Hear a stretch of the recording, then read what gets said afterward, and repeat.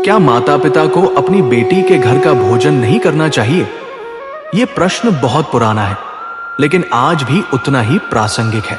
लोग इसे केवल एक परंपरा समझते हैं, पर वास्तव में इसके पीछे एक ऐसी गहरी सामाजिक और आध्यात्मिक व्यवस्था छिपी है जिसे समझना अत्यंत आवश्यक है। दोस्तों, इसी रहस्य को समझाने के लिए आज मैं आपको सतयुग की एक दिव्य कथा सुनाने जा रहा हूं। सतयुग का समय था।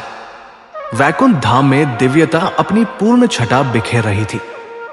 भगवान विष्णु विश्राम पर थे। तभी उनके परम भक्त गरुड़ देव वहां पहुंचे। गरुड़ देव सदैव धर्म और जीवन के रहस्यों को जानने के इच्छुक रहते थे, और आज उनके हृदय में एक गहरी शंका चल रही थी। वे भगवान के चरणों में प्रणाम कर बोले, हे प्रभु, आज जब मैं पृथ्वी लोक में विचरण कर रहा था, तब मैंने एक ऐसा दृश्य देखा जिसने मेरे मन में कई प्रश्न खड़े कर दिए हैं। मैंने देखा कि बहुत से माता पिता अपनी विवाहित बेटी के घर जाते हैं और वहां का अन्न जल ग्रहण करते हैं, परंतु शास्त्रों में कहा गया है कि माता पिता को बेटी के घर का भोजन ग्रहण नहीं करना चाहिए।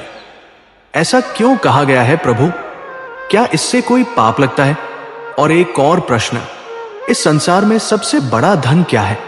भगवान विष्णु मुस्कुराए, एक रहस्यमय, शांत और करुणामयी मुस्कान। उन्होंने गरुड़ की ओर देखते हुए कहा, हे गरुड़, तुम्हारा प्रश्न अत्यंत श्रेष्ठ है, और यह सत्य है कि इस विषय में युगों से भ्रम बना हुआ है। लोग समझते हैं कि यह नियम किसी प्रकार का भेदभाव है, परंतु ऐसा बिल्कुल नहीं है। इस नियम के पीछे जीवन के गहन सत्य और संतुलन छिपे हैं। भगवान बोले, जब बेटी विवाह के बाद अपने पति के घर जाती है तो वो उस कुल की गृहलक्ष्मी बन जाती है। उसका पूरा जीवन उस कुल के पालन पोषण, मान सम्मान और मर्यादा के लिए समर्पित हो जाता है। अब समझो गरुड़, जब माता पिता बेटी के घर भोजन करते हैं तो यह भोजन सिर्फ भोजन नहीं रहता, बल्कि एक ऐसा अन्न बन जाता है जिस पर उस परिवार का अधिकार है, बेटी का नहीं। यही कारण है कि शास्त्र इसे आश्रित भोजन कहते हैं। आश्रित होकर खाया गया भोजन ऋण के समान होता है, और ऋण चाहे कितना भी छोटा क्यों न हो, वो कभी पुण्य नहीं देता। भगवान ने आगे कहा, यदि माता पिता बिना आवश्यकता के बेटी के घर बार बार भोजन ग्रहण करते हैं तो वे अनजाने में उस घर पर निर्भरता का भाव विकसित करते हैं। ये निर्भरता उनके आत्मसम्मान को भी चोट पहुंचाती है और पितरों के संतुलन को भी प्रभावित करती है। इसीलिए शास्त्रों में कहा है कि पुत्र द्वारा दिया गया अन्न पुण्यदायक होता है, लेकिन बेटी द्वारा दिया गया अन्न पितरों के लिए कष्टदायक सिद्ध होता है। लोग इसे गलत अर्थ में समझ लेते हैं, पर इसका उद्देश्य केवल यही है कि माता पिता अपनी बेटी के घर पर बोझ न बने, और बेटी का गृहस्थ जीवन, जो स्वयं कई जिम्मेदारियों से भरा होता है, उस पर अनावश्यक दबाव न आए। गरुड़ देव ये सुनकर अत्यंत विनम्रता से बोले, प्रभु, ये तो शास्त्रीय कारण हुआ, पर मेरा दूसरा प्रश्न अभी भी शेष है। इस संसार में सबसे बड़ा धन क्या है? भगवान विष्णु मुस्कुराते हुए बोले, गरुड़, इस संसार में सबसे बड़ा धन सोना चांदी नहीं, न ही राजपाट, न ही संपत्ति। इस संसार का सबसे बड़ा धन है सदाचार, क्योंकि जिसका आचरण उत्तम है उसके जीवन में सम्मान, शांति और आनंद स्वतः उपस्थित हो जाते हैं। दूसरा धन है संतोष। जो संतोषी है उसे किसी बाहरी वस्तु की आवश्यकता नहीं पड़ती। और तीसरा सबसे महत्वपूर्ण धन है आत्मसम्मान। जिसका आत्मसम्मान सुरक्षित है वह संसार की किसी भी परिस्थिति का डटकर सामना कर सकता है। इसके बाद भगवान बोले, हे गरुड़, अब तुम्हारी सभी शंकाओं का समाधान एक कथा में छिपा है। उस कथा को सुनने के बाद न केवल तुम्हें उत्तर मिल जाएगा, बल्कि तुम समझ जाओगे कि इस शास्त्रीय व्यवस्था का वास्तविक उद्देश्य क्या है। मित्रों, कथा प्रारंभ होती है उस समय से जब भगवान विष्णु गरुड़ देव को एक प्राचीन रहस्य सुनाते हुए बोले, हे गरुड़, बहुत समय पहले देवतीर नदी के तट पर स्थित अमरावतीपुर नामक एक भव्य साम्राज्य था। वहां प्रतापी और अत्यंत तेजस्वी राजा अभ्यनन का शासन चलता था। उनके राज्य में सुख, समृद्धि और वैभव का कोई अंत नहीं था। असंख्य सोने चांदी के भंडार, अनगिनत बहुमूल्य रत्न, सुवर्णमृत हाथी और अश्वों से सुसज्जित सेनाएं, और एक इतना भव्य राजमहल कि उसकी दीवारें दूर से बादलों की तरह चमकती दिखती थी। महल के संगमरमर के फर्श पर कदम रखने मात्र से ऐसी ध्वनि गूंजती थी मानो स्वयं नदियों का संगीत बह रहा हो। चारों ओर सेवक, सैनिक और मंत्री हर समय सेवा को तत्पर रहते थे, और जब राजा सिंहासन पर बैठते तो पूरा दरबार मानो प्रकाश से भर जाता था। भगवान आगे बोले, हे गरुड़, जब राजा अभ्यनंद नगर की गलियों से होकर निकलते तो पग पग पर पुष्प वृष्टि होती, बालक आनंद से नाच उठते, स्त्रियां मंगल गीत गाती और वृद्धजन आशीर्वाद बरसाते। हर दिशा में राजा अभ्यनंद की जय गूंज उठता। परंतु हे गरुड़, भगवान विष्णु की वाणी धीमी हुई। उस अथाह वैभव के भीतर एक ऐसा अंधकार छिपा था जिसे कोई नहीं देख पाता था। जैसे ही रात्रि उतरती, राजा का मन बेचैन हो उठता। वह एकांत में खिड़की के पास खड़े होकर आकाश की ओर देखते रहते, जैसे तारे उनके अनकहे प्रश्नों का उत्तर देने आए हों। वे स्वयं से पूछते, मेरे पास सब कुछ है, फिर भी मेरे हृदय को शांति क्यों नहीं मिलती? ये कौन सा रिक्त स्थान है जो दिन ब दिन मुझे भीतर से खा रहा है? ये बेचैनी समय के साथ बढ़ती गई, और एक दिन राजा अभ्यनंद ने दरबार में सभा बुलाई, जहां मंत्रियों, राजपुरुषों और सेनापतियों के सामने उन्होंने पूछा, मुझे बताओ, इस संसार का सबसे बड़ा धन क्या है? सोना चांदी, राजसत्ता, संतान या प्रजा का प्रेम? प्रश्न सुनते ही सभा में सन्नाटा छा गया। फिर एक एक करके सभी अपनी अपनी राय देने लगे। किसी ने कहा, स्वर्ण से बड़ा कोई धन नहीं महाराज, उससे संसार की हर इच्छा पूरी हो जाती है। किसी ने कहा, नहीं स्वामी, संतान ही सबसे बड़ा धन है, वही वंश का विस्तार करती है, नाम को अमर करती है। किसी ने यह भी कहा, महाराज, प्रजा का प्रेम सर्वोच्च है, बिना प्रजा के स्नेह के राजा की सत्ता केवल दिखावा है। राजा ने सबकी बातें सुनी, पर उनके हृदय को तसल्ली न मिली। वे चुपचाप दरबार से उठकर अपने कक्ष में चले गए। उस रात उन्होंने एक अद्भुत स्वप्न देखा। स्वप्न में एक दिव्य तेज से प्रकाशित वृद्ध ऋषि उनके सामने प्रकट हुए। उनके केश हिम जैसे श्वेत थे और नेत्रों में ऐसी करुणा थी कि मानो वे राजा का सारा दुख पढ़ चुके हों। ऋषि ने गंभीर स्वर में कहा, हे राजन, तू सोने चांदी के महलों में रहता है, परंतु सच्चे धन से कोसों दूर है। वो धन तेरे खजाने में नहीं, तेरे दरबार की शोभा में नहीं, तेरी संतानों के स्नेह में भी नहीं। सच्चा धन केवल धर्म, सत्य और सत्कर्म के मार्ग पर चलता है। वही धन अमर है, वही जीवन को उद्देश्य देता है और वही आत्मा को शांति प्रदान करता है। उन शब्दों ने राजा को भीतर से हिला दिया। घबराकर उनकी नींद टूट गई, पर ऋषि के वचन उनके मन में गूंजते रहे। भोर होते ही उन्होंने राजपुरोहित को बुलवाया और स्वप्न का वर्णन करते हुए कहा, गुरुदेव, मैंने जीवन में पहली बार जाना कि मेरा हृदय किस चीज की खोज में है, पर यह सच्चा धन क्या है जो नष्ट नहीं होता? मैं समझ नहीं पाया। राजपुरोहित ने शांत मुस्कान के साथ कहा, महाराज, यह प्रश्न साधारण नहीं। राजभोग, वैभव और ऐश्वर्य क्षणभंगुर है।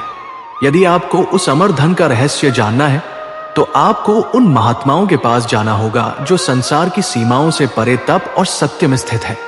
वही आपको सच्चे धन का मार्ग दिखा सकते हैं। राजपुरोहित के शब्द सुनकर राजा अभ्यनंद के मन में एक दिव्य ज्योति जग उठी। उसी क्षण उन्होंने निर्णय ले लिया कि अब वे इस महान सत्य की खोज करेंगे। उन्होंने निश्चय किया कि यदि आवश्यकता पड़ी तो वे अपना सिंहासन, महल का वैभव और हर सुविधा त्याग देंगे, परंतु उस धन को अवश्य पाएंगे जो न कभी क्षीण होता है न समाप्त। भगवान विष्णु गरुड़ देव से बोले, हे पक्षीराज, जब राजा अभ्यनंद ने राजपुरोहित के मुख से यह जाना कि सच्चा और अविनाशी धन साधु संतों की शरण में ही प्राप्त होता है, तब उन्होंने बिना किसी विलंब के अपने सोने चांदी से भारित महलों, विशाल राजसत्ता और राज्य के अनुपम वैभव को त्याग दिया। वो अकेले ही वन की ओर निकल पड़े। रास्ता सरल नहीं था। कई घने जंगलों का अंधकार था, कहीं पथरीले कंकड़ों ने उनके पैरों को घायल किया, कहीं कांटों से भरे पथ ने उनकी चाल रोकनी चाहिए। परंतु राजा अभ्यनन के भीतर एक ही अग्नि प्रज्वलित थी, ये जानने की कि वह कौन सा धन है जो नष्ट नहीं होता, जिसे मृत्यु भी नहीं छीन सकती। इसी जिज्ञासा ने उन्हें लगातार आगे बढ़ाया। कई दिनों की कठोर यात्रा के बाद जब उनका शरीर थक चुका था पर मन अब भी दृढ़ था, तब वे एक शांत और दिव्य वनाश्रम पहुंचे। वहां एक महात्मा गहन ध्यान में निमग्न थे। उनका शरीर वयोवृद्ध था, किंतु उनके मुख से ऐसा तेज प्रकट हो रहा था मानो चंद्रमा की शीतलता और सूर्य की प्रभा एकत्र होकर उनमें बस गई हो। राजा अभ्यनंद उनके चरणों में झुके और विनम्र स्वर में बोले, गुरुदेव, मैं अभ्यनन हूं। मेरे पास धन, यश, परिवार, राजपाट सब कुछ है, परंतु मेरे हृदय में एक ऐसा रिक्त स्थान है जिसे कोई वैभव नहीं भर पा रहा। कृपा कर बताइए कि वह कौन सा धन है जो कभी नष्ट नहीं होता। महात्मा ने धीरे धीरे नेत्र खोले। उनकी दृष्टि में असीम करुणा और संस्कारों की गंभीरता थी। वे शांत स्वर में बोले, राजन, जो कुछ तुम्हारे पास है वह समय का दिया हुआ है, और समय का स्वभाव है कि वह जिसे देता है उसे छीनता भी है। स्वर्ण रत्न चोर ले जा सकते हैं, राजपाट विद्रोह से छिन सकता है, संतान मृत्यु से दूर हो सकती है, यश बदनामी की एक आंधी से मिट सकता है, किंतु एक धन ऐसा है जिसे न समय छीन सकता है, न मृत्यु, न भाग्य।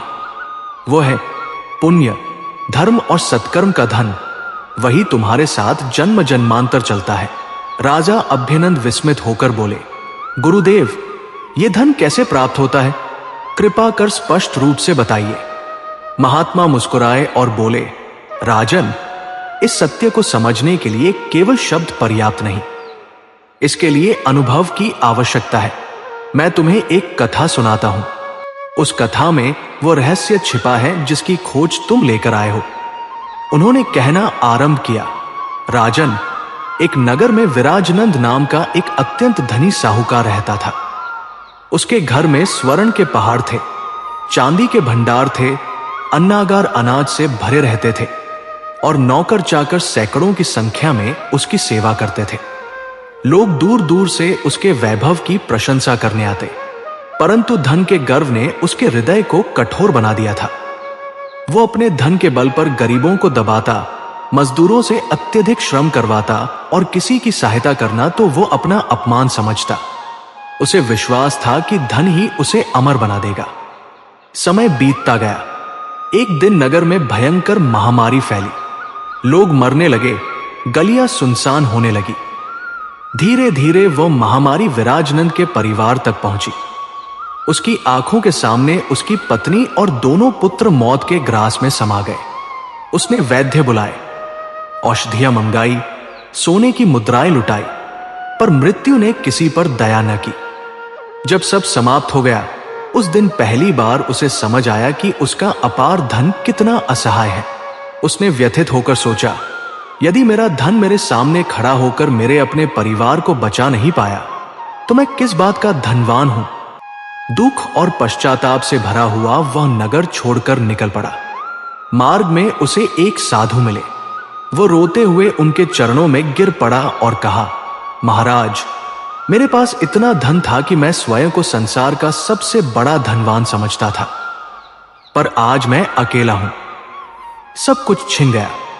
कृपा करके बताइए, कौन सा धन ऐसा है जिसे मृत्यु भी नहीं छीन सकती? साधु ने उसके आंसू पोंछते हुए शांत स्वर में कहा, साहूकार, जो धन तूने कमाया वह तेरा नहीं था, वह समय का था, और समय ने उसे वापस ले लिया। असली धन तो पुण्य, दया, सेवा और धर्म है। जब तू भूखों को भोजन कराएगा, दुखियों की सहायता करेगा, सत्य के मार्ग पर चलेगा, तभी तुझे वह धन मिलेगा जो अमर है, जो मृत्यु से भी महान है, जो जन्मों तक तेरा साथ देगा। उन वचनों ने विराजनंद के हृदय को बदल दिया। उसने अपना शेष जीवन दीन दुखियों की सेवा में लगा दिया।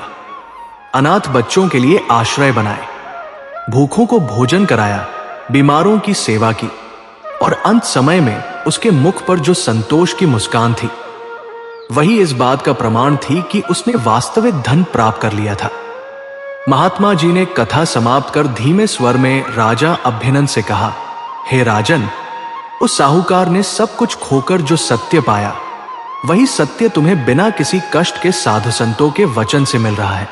यदि तुम इसे हृदय में धारण कर लो तो तुम्हारे जीवन का अर्थ कितना ऊंचा और दिव्य हो सकता है, इसका अनुमान भी तुम नहीं लगा सकते। महात्मा के इन वचनों के बाद राजा अभ्यनंद कुछ क्षण मौन बैठे रहे। उनके मुख पर विचारों की गंभीरता और अंतर्मन की हलचल स्पष्ट दिखाई दे रही थी। कुछ देर बाद उन्होंने हाथ जोड़ते हुए कहा, हे गुरुदेव, आपकी कथा ने मेरे हृदय को भीतर तक झकझोर दिया है, किंतु एक प्रश्न अब भी मुझे उद्विग्न कर रहा है। यदि वास्तव में धन, वैभव और यहां तक कि परिवार भी नश्वर है और केवल पुण्य ही अमर धन है, तो फिर राजधर्म का स्थान क्या है? प्रजाधर्म कहां खड़ा है? कर्तव्य पालन और भक्ति, इन सब का उस अमर धन से क्या संबंध है? क्या केवल दान पुण्य ही उस राह का द्वार खोलता है? राजा के इस गहन प्रश्न को सुनकर महात्मा सुखद मुस्कान के साथ बोले, हे राजन, तुम्हारा प्रश्न उचित और धर्मयुक्त है। पुण्य केवल दान करने से नहीं मिलता। दान तो उसका एक छोटा सा अंग है। असली पुण्य तब जन्म लेता है जब मनुष्य अपने कर्तव्यों को धर्म के अनुरूप निभाता है। एक राजा के लिए प्रजा की सुरक्षा करना, न्याय स्थापित करना, अत्याचार का नाश करना और सत्य तथा धर्म का पोषण करना ही सर्वोच्च पुण्य है। जैसे एक तपस्वी अपनी तपस्या से पुण्य अर्जित करता है, एक ब्राह्मण अध्ययन स्वाध्याय से, एक गृहस्थ अपने सत्कर्मों और नैतिकता से, उसी प्रकार एक राजा का पुण्य उसके धर्म पालन में निहित होता है। हर व्यक्ति का धर्म अलग है, पर धर्मनिष्ठा और करुणा ही हर जगह वही अमर धन बनती है जो साथ चलता है। राजा अभ्यनंद ने पुनः प्रश्न किया, हे गुरुदेव, यदि पुण्य ही अमर धन है तो क्या इसका फल मृत्यु के बाद भी आत्मा को मिलता है? महात्मा ने शांत दृष्टि से राजा को देखा और बोले, हाँ राजन, जब मनुष्य इस देह को त्यागता है तब उसका स्वर्ण रत्न, उसका राजमहल, उसके अनगिनत भंडार यही धरा पर छूट जाते हैं। उसका नाम, उसकी प्रसिद्धि भी समय की धूल में विलीन हो जाती है, किंतु उसके पुण्य और पाप कर्म ही उसके साथ यात्रा करते हैं। वही उसे स्वर्ग अथवा नरक के मार्ग पर ले जाते हैं। वही उसके अगले जन्म का आधार बनते हैं। मनुष्य जिस धन को अपना समझता है वो नश्वर है, पर उसके कर्मों का खजाना शाश्वत है, वही कभी नष्ट नहीं होता। राजा अभ्यनंद ने गहरी सांस ली, जैसे कोई भारी भ्रम उनके मन से हट गया हो। उन्होंने कहा, गुरुदेव, अब मुझे ये सत्य समझ आने लगा है कि अमर धन अलग अलग व्यक्तियों के अलग अलग कर्तव्यों से बनता है। व्यापारी के लिए दान और सेवा, ऋषि मुनियों के लिए तप और करुणा, और राजा के लिए न्याय तथा धर्म पालन। परंतु एक शंका अब भी शेष है, क्या इस मार्ग पर चलने के लिए केवल कर्म ही पर्याप्त है या भक्ति भी उतनी ही अनिवार्य है?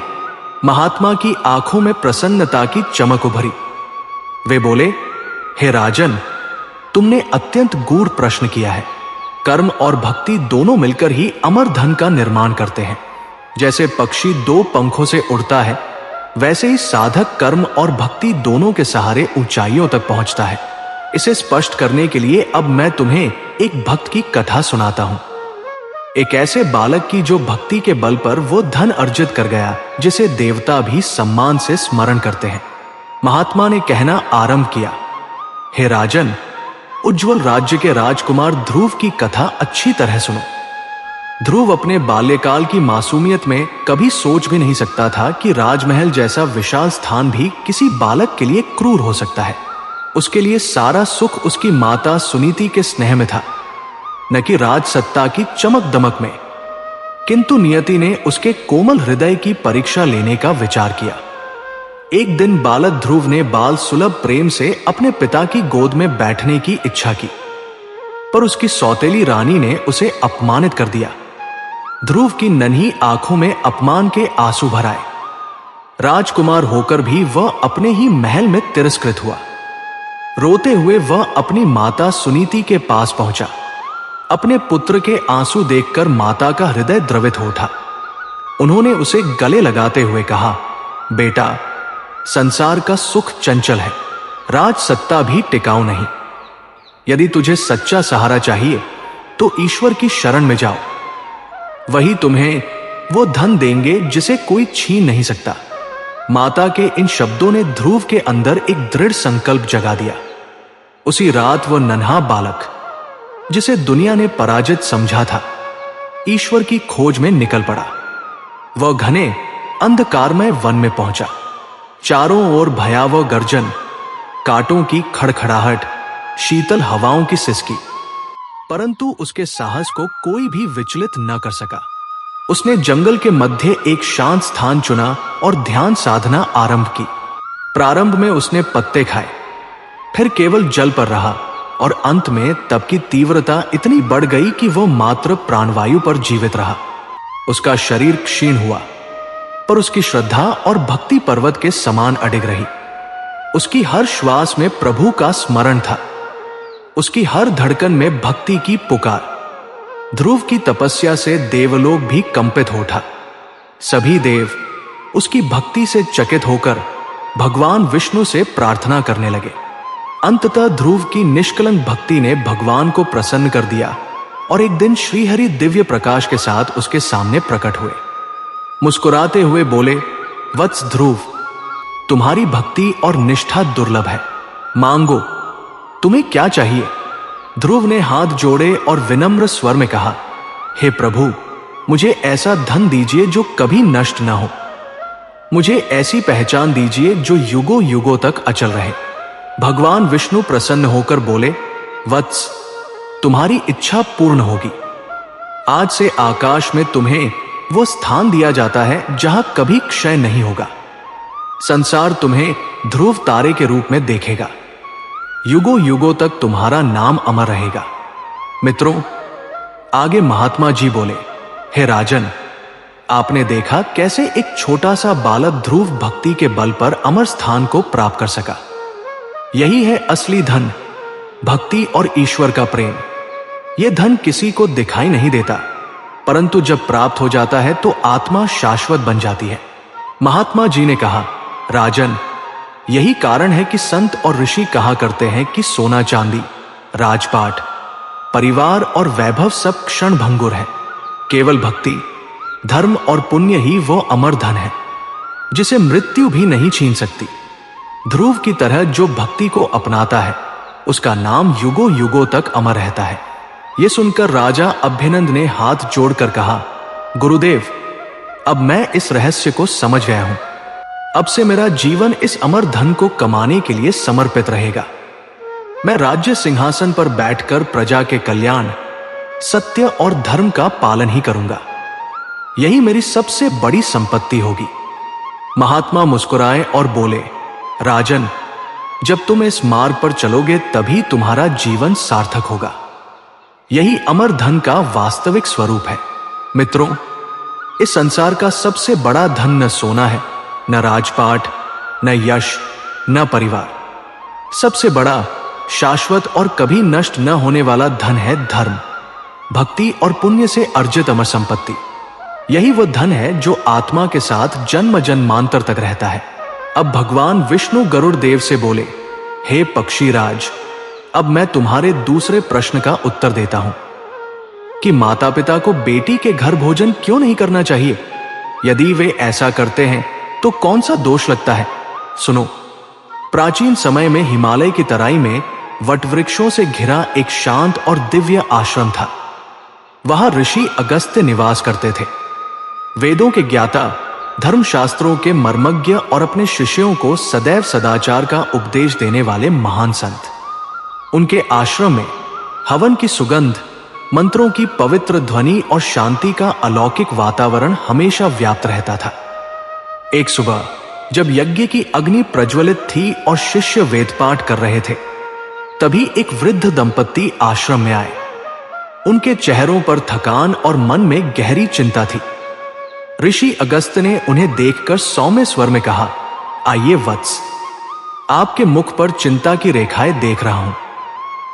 धर्म सभा में आए हैं, निसंकोच अपना संदेह कहिए। वृद्ध ने हाथ जोड़कर कहा, हे गुरुदेव, हम मथुरा निवासी हैं। हमारी एकमात्र बेटी माधवी का विवाह एक समृद्ध व्यापारी परिवार में हुआ है। वो प्रेम पूर्वक हमें बार बार बुलाती है और अपने हाथों से अन्न परोसती है। हम भी उसका स्नेह देखकर भोजन स्वीकार कर लेते थे।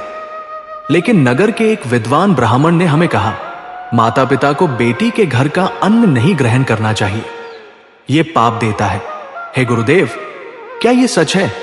यह सुनकर ऋषि अगस्त्य ने गंभीर होकर नेत्र बंद किए और धीरे से बोले, हे वत्स, यह प्रश्न केवल भोजन का नहीं, धर्म और कुल मर्यादा का है।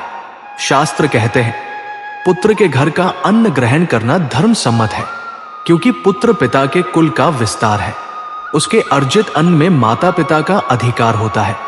लेकिन कन्या विवाह के बाद पति के कुल की सदस्य बन जाती है।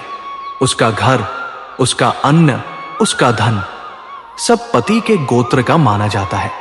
इसलिए कहा गया है, कन्या गृह का अन्न पर गोत्र का अन्न है। माता पिता द्वारा बार बार ग्रहण करने से पितृक के पुण्य क्षीण होते हैं। वृद्धा ने चिंतित होकर पूछा, गुरुदेव, यदि बेटी प्रेम से बुलाती है तो क्या उस प्रेम का कोई मूल्य नहीं? क्या माता पिता का स्नेह इतना असहाय है? ऋषि अगस्त्य ने करुणा से कहा, वत्स, बेटी का प्रेम अमूल्य है, उसके प्रेम का त्याग नहीं करना चाहिए। परंतु भोजन मर्यादा धर्म की रक्षा के लिए है। बेटी के घर स्नेह ग्रहण करना पुण्य है, लेकिन बार बार अन्न ग्रहण करना उचित नहीं।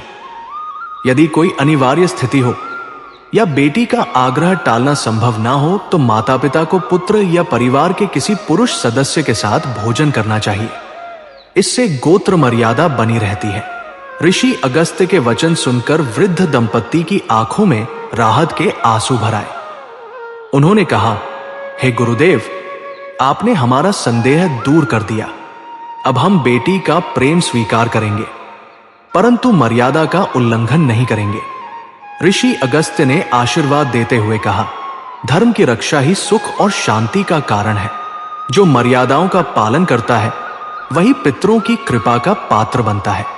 आशा करते हैं इस दिव्य कथा को सुनने के बाद आप समझ गए होंगे कि संसार में सबसे बड़ा धन भक्ति, प्रेम और संस्कार ही है, और क्यों हमारे शास्त्र माता पिता को बेटी के घर का अन्न ग्रहण करने से मना करते हैं।